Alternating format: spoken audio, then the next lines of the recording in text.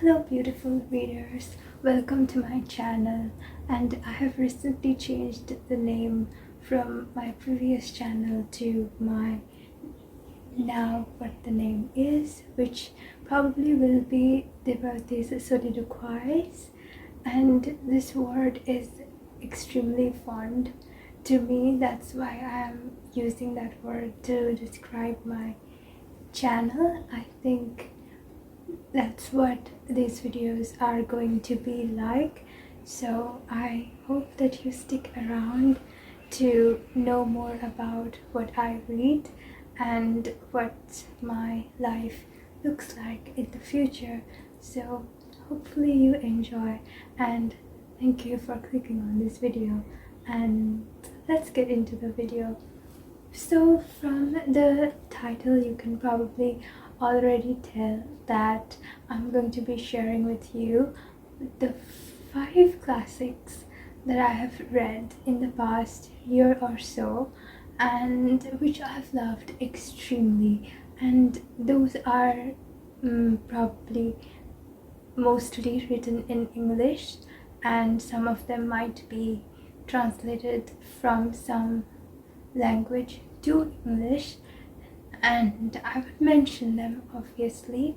And if you did not know, I have grown up reading a lot of Bengali literature, and those were the books that I have read all through my childhood and my teenage years, and I'm not going to be including those in this video because I would probably want to make a separate video on that if anyone wants to know about that.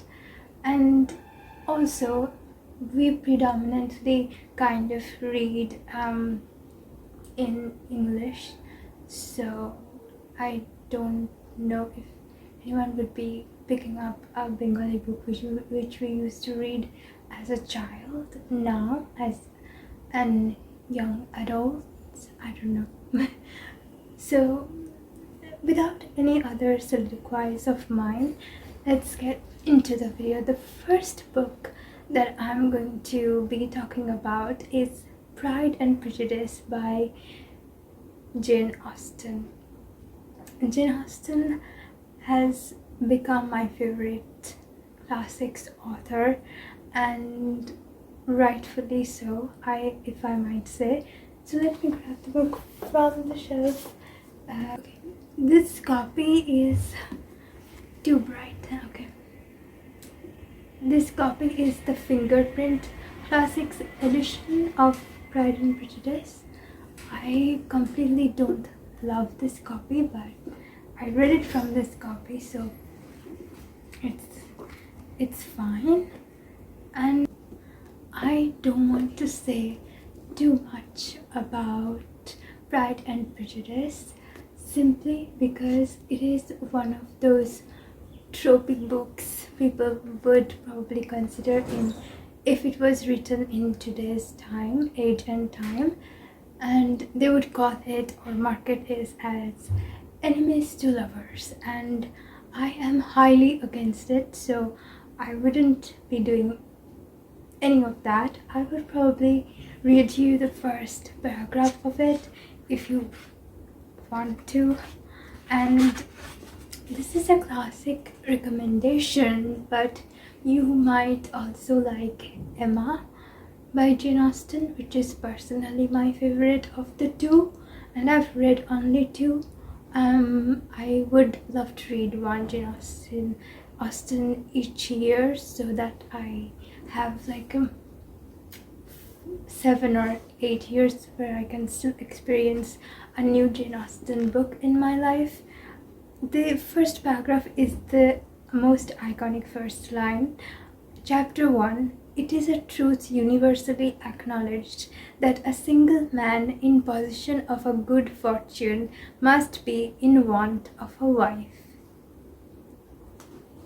So it is a societal commentary on how the society used to be, especially for women back in those days, and for Jane Austen as a young female writer, what she went through and what a common young girl of about marriable age would go through at those period of time. That's what this book is about, and this book is about the sisters of one family. I don't want to spoil it, so I don't want to say anything about the first paragraphs. I would just read the last paragraph of the back of the book. Through this tale about two warring hearts, Jane Austen weaves a witty satire about life in 18th century England, and though it was published more than 2 centuries ago, Pride and Prejudice continues to enthrall readers to this very day. So I highly recommend you pick up one Jane Austen. I personally feel like Jane Austen has written at least one book for everyone's personal taste, and I might like the next book I read by her, written by her, even more than Pride and Prejudice or Emma. So I don't know, I might just love Sense and Sensibility. I feel like I would love a lot, and also Persuasion I think I would love a lot. So I don't know, when I read it I will find out about it. So yes. So the second book that I'm going to be recommending today is To Kill a Mockingbird by Harper Lee. I haven't read this book as a part of growing up and as a child or a teenager or in any school curriculum or anything, because in Indian studying system I don't think we have that in our education, but I think a lot of American children have grown up listening to this story or reading this story and studying this story, so it might just be those kind of things that they're forced to read it, so they don't really like the actual context of the book and they might find it boring or whatever. But I actually enjoyed To Kill a Mockingbird a lot. I like this cover as well. It has another cover which I love as well, but I love this as much. So I will read you the back. The back I think does a good job of summarizing what the book is about. A lawyer's advice to his children as he defends the real mockingbird of Harper Lee's classic novel, a black man charged with the rape of a white girl. Through the young eyes of Scout and Jim Finch, Harper Lee explores with exuberant humor the irrationality of adult attitudes to race and class in the deep South of the 1930s. The conscience of a town steeped in prejudice, violence, and hypocrisy is pricked by the stamina of one man's struggle for justice, but the weight of history will only tolerate so much. So this book is, I think everyone should read it, even in today's time in 2024. I think everyone needs to read this book once in their life to know about the culture and what am I talking about? I don't see people often recommending this book to anyone, but I would love to highly recommend this book to anyone who wants to read about race and class, really, because till today's date it is very relevant to everyone, and especially in America. I would probably say in India you can't really see that, but in India there is a kind of a different kind of what do I say, societal norms than in the US or UK, I would probably say. But I would love to read books about that as well, because India has so much of diversity and such. So let's not babble so much about it, and let's go to the third book recommendation. So the third book I'm going to be recommending is A Christmas Carol by Charles Dickens. So Charles Dickens is very daunting for me to read because he has such huge books. So this book is quite short and I read it last winter and I would love to tell you about it. You can read it in Halloween time or winter time as well because it creates the atmosphere of Christmas in winter, and it is about a ghost after all. So you can read it in time of autumn or Halloween as well. You can read it any time of the year really, but anyways, let's review the back. Again, I'm going to be reading only the last para of the back of the book because it probably will spoil it. Just don't read the back of the book always before reading it, because if the title intrigues you, just buy the book and read it, I would say. A Christmas Carol is a parable, a tale of a journey towards transformation, a reformation of beliefs and long practiced ways of viewing the world and all within it. This timeless classic is also a story of miracles and magic, a homage to the human spirit. I think that perfectly sums up the tone of this book, and you will get to experience Charles Dickens' writing for the very first time, which I think most people won't be disappointed by. But if you're going into a huge chunk of a book by Charles Dickens and you are finding it long and boring and mundane, so you are going to be probably putting the book down and never picking it up again, and that's why I feel like you should start with this. And if you love Charles Dickens' writing, then you can buy a huge book by him and then continue reading it. So let's get to the fourth recommendation for today. The fourth book I'm going to be recommending is The Catcher in the Rye by J.D. Salinger. I have very few hardcover books on my shelf, and one of them is The Catcher in the Rye because look at the cover, it's so pretty. I love this cover so much, and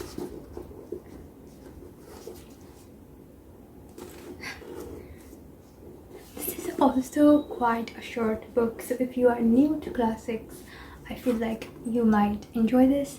I don't know what people's problem is with this book. They are like, I have read it in childhood and I didn't like it. And I'm like, what are you talking about? Okay, nonetheless, I don't know if I had read this in childhood. I have read this in childhood, I would have loved it or hated it. I can't really say much on that, but this book is about a literal 17-year-old child. If okay, you know, he is a child, he's a teenage boy of 17, and he goes through a lot of trauma in his life and is verging adulthood. And it is about the story of 3 siblings. Not really. I don't want to say it, but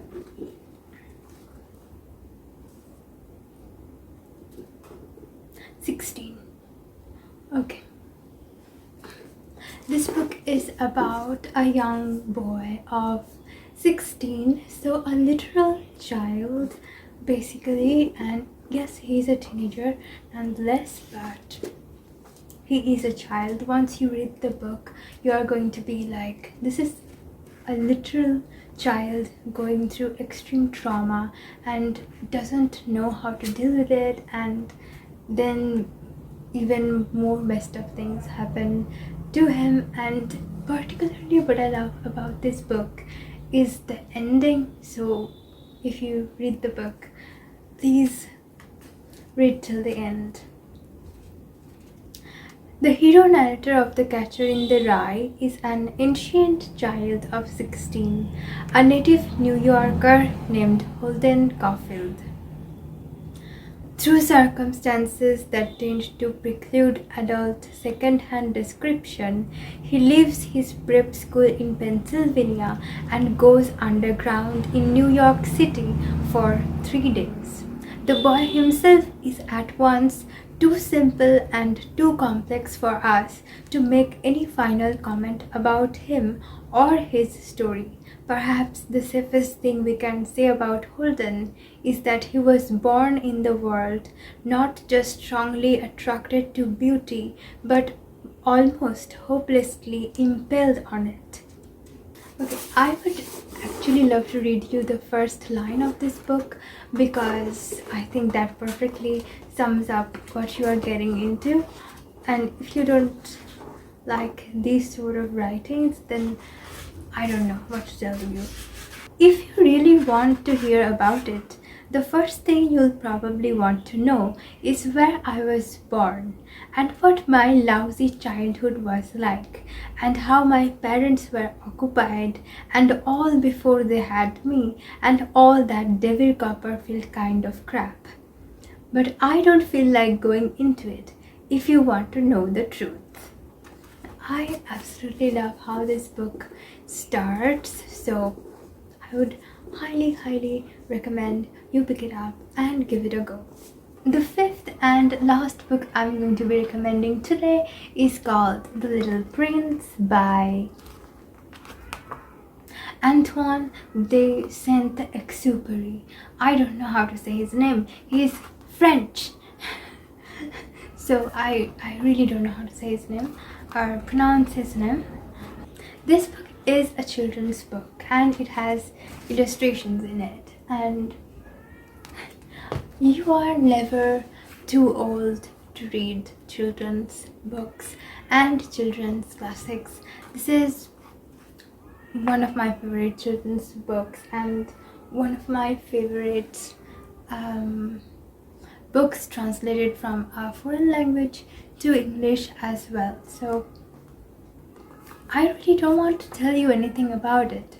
I think everyone already knows a lot about it, and just say what you can see from the cover page of this book is brilliantly summed up. Is brilliantly the summary of this book. Not really. It has a meaning and some sort of fable kind of feel to it, and which I love very much. I love fables. I used to love fables growing up, and those used to be set in fables used to be my favorite kind of stories to write, and as a story writing thing, I loved writing those stories.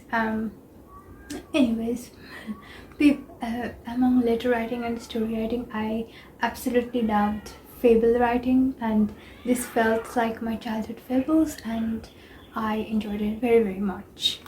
And I hope you pick it up. I really do hope you pick it up. I will again read you the first sentence of the book. I think that is a brilliant way to get you into the mood to read. Chapter 1. Once when I was 6 years old, I saw a magnificent picture in a book called True Stories from Nature about the primeval forest. It was a picture of a boa constrictor in the act of swallowing an animal. Here is a copy of the drawing. I absolutely love this book so much. It is perfect for children. If you have young children in your home, you can read it to them and you can read it yourself as well. So I highly recommend this as well.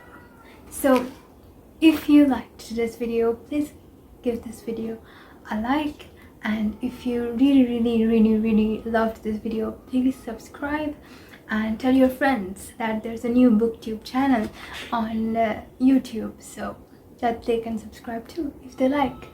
And thank you so much for listening to my soliloquies, and thank you for subscribing if you just did, and hope you stay well and stay happy and stay motivated to read and to embark on this journey called life. And I hope to see you very soon with more book related content or life related content, but book is life and life is like a book, so who are we to differentiate? Anyways, thank you so much for watching. See you soon. Goodbye.